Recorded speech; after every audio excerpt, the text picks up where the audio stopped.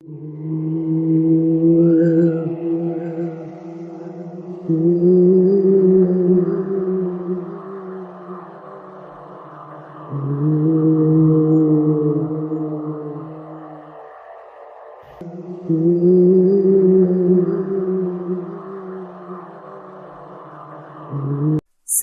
নাম চাঁদ, আর ইনি চাঁদের কাকা সজল। চাঁদের বাবা মা বলতে কেউ নাই। চাঁদের জন্মের আগেই তার বাবা মা মারা যায় এবং জন্মের কিছুদিন পরেই মা মারা যায়। চাঁদ এখন তার কাকা সজল মিয়ার সাথে থাকে। সজল মিয়া খুবই খারাপ মনের মানুষ, চাঁদকে অনেক নির্যাতন করে। কিরে, আর কতক্ষণ লাগবে? তোর এই কাজ করতেই যদি সারাদিন চলে যায়, তাহলে বাকি কাজগুলো করবে কে? কাকা, আমায় বকবেন না, আমি সব কাজ তাড়াতাড়ি সেরে ফেলবো। আচ্ছা ঠিক আছে, আর যদি কোনো কাজ বাকি থাকে তাহলে তোর খাওয়া দাওয়া বন্ধ। যখন কাজগুলো করা হয়ে যাবে তারপর খাবার পাবি, এর আগে নয়। এই কথা বলে সজল মিয়া সেখান থেকে চলে যায়। চাঁদ সারাদিনের কাজ শেষ করে রাতের বেলা একটু বিশ্রাম করছিল। তখনই তার কাকা মানে সজল মিয়া আসে এবং চাঁদকে বলে, কিরে বেটা, কাজ কাম বাদ দিয়ে এখানে সময় কাটাচ্ছিস? সারাদিন শুধু কাজে ফাঁকি দেওয়ার ধান্দা, হ্যাঁ? কাকা, আমি তো এইমাত্র সব কাজ শেষ করে এলাম। কি মুখে মুখে তর্ক করা? দাঁড়া, এই মাসের মাইনে তোকে দেব না, বুঝেছিস?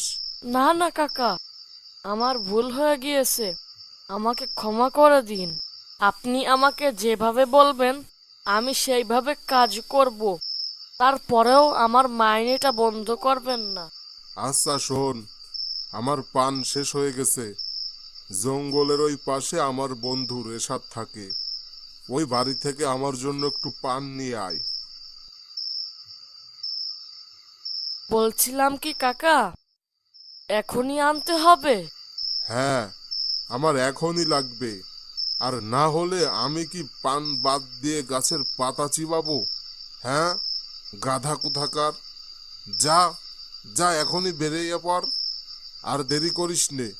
কাকা, বলছিলাম কি, এখন তো অনেক সন্ধ্যা নেমে এসেছে, আর এমনিতেও আপনি তো জানেন এই জঙ্গল কত ভয়ঙ্কর হয়ে ওঠে। আচ্ছা, শুধু কি তোর জন্য ভয়ঙ্কর হয়ে ওঠে? হ্যাঁ, তুই কিন্তু আবার আমার মুখের উপরে কথা বলছিস। তোকে চুপচাপ যা বলছি তাই শোন, আর না হলে...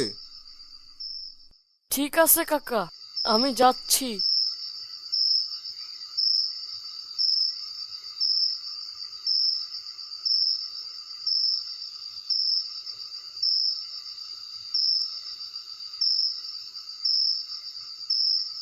চাঁদকে সজল মিয়ার কথা মানতেই হলো, এছাড়া তার কোনো উপায় নেই, তাই তাকে যেতে হচ্ছে।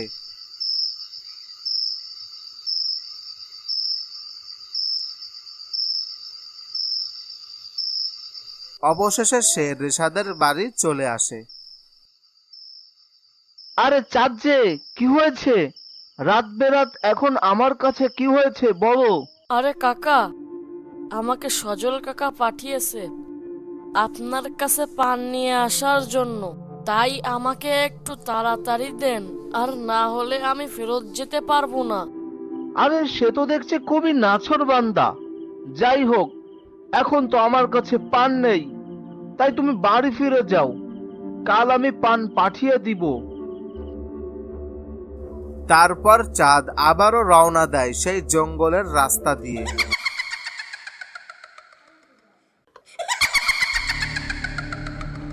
হা হা হা, ওরে, এ তো দেখছি শিকার নিজ থেকেই আমার কাছে চলে এসেছে। ই হা হা হা হা, আজ তো খুব মজা হবে।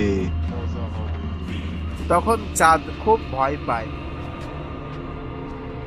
চাঁদ ভয়ে ভয়ে বলে, হে মাথা কাটা ভূত, আমাকে ছেড়ে দিন, আমার দেরি হয়ে যাচ্ছে। আমি যদি সময় মতো না যেতে পারি তাহলে আমাকে আমার কাকা অনেক মারবে। কি আমার সামনে তুই আবার অন্য একজনের কথা বলতেছিস? কি সাংঘাতিক ব্যাপার! আমাকে আমার কাকা অনেক মারবে, দয়া করে আমাকে মারবেন না। আমার কাকা অনেক খারাপ একজন মানুষ, আমাকে আজ মেরেই ফেলবে যদি বাড়ি না ফিরি। কি তোর কাকা এত খারাপ? আচ্ছা, আমাকে নিয়ে চল তোর বাড়িতে। খারাপ মানুষকে ভয় দেখাতে আরো বেশি মজা হবে। হা হা হা হা। তাহলে আমাকে খাবেন না? আরে পাগল না, আমার তো শরীরটাই নেই, আমি তোকে খেয়ে কি করব? আমার কখনো খাওয়া দাওয়া লাগে না। আচ্ছা চল তোর কাকার কাছে।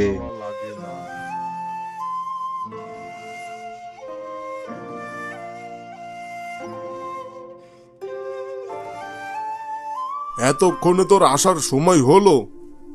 আজ মেরে তোর পিঠের চামড়া তুলে নেব। তোকে বলেছি যাবি আর আসবি, শুধু কাজে ফাঁকি দেওয়া। খবরদার, যদি চাঁদের গায়ে একটা আঘাতও লাগে তাহলে তোর খবর আছে। ওরে বাবা রে, এ তো মাথা কাটা ভূত। তুই তো অনেক খারাপ মানুষ, আজ তোকে শেষ করে দেব। তোর মতন অত্যাচারী লোকের বেঁচে থাকার কোনো দরকার নেই, তোকে আজ আমি মেরেই ফেলবো। মাথা কাটা ভূত, দয়া করে কাকাকে ছেড়ে দিন, তাকে মারবেন না। দেখ, তুই এত কষ্ট দিছিস ওকে, এরপরেও তোকে বাঁচানোর চেষ্টা করতেছে, আর তুই একটা বাচ্চা ছেলের সাথে এত খারাপ ব্যবহার করেছিস। আমি বুঝতে পেরেছি, আমি চাঁদের সাথে অনেক বড় অন্যায় করে ফেলেছি।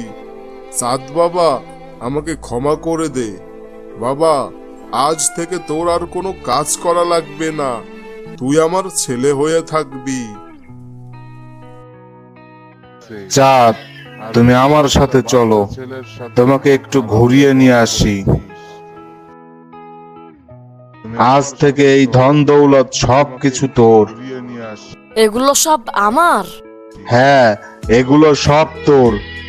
এখন থেকেই এইগুলো নিয়ে রাজার মতন জীবন যাপন করবি, আর কোনোদিন বিপদে পড়লে আমার কথা মনে করবি।